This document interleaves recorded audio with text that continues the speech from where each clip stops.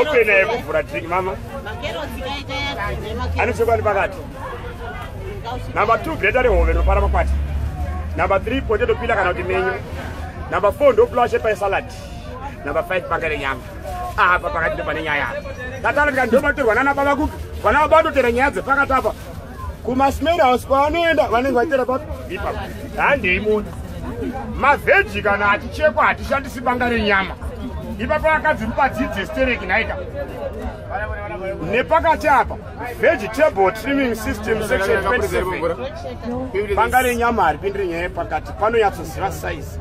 Yemuriwo wemhando yepamusoro-soro unomonerera nyama uti ukawafuraya nemafuta kana vaenzi vangana vanodzokazve.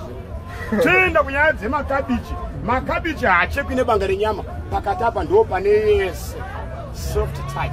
Unogona kutosiya banga riri pahold on uchienda kumakuhwa kana kuwhatsapp. Time wodzoka uchienderera kumberi nekuita sezvizvi. Ayo pamuchabaira chiremerera. Naiwo makiukamba kana akuchekwa musazocheka nebanga renyama. Itai nepakati.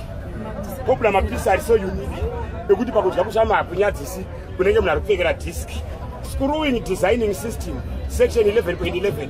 The highest decorative style in terms of the saladization scheme. Chapter 99 in a screwing state. Maruwa M salad. Ayo watatienda yangu.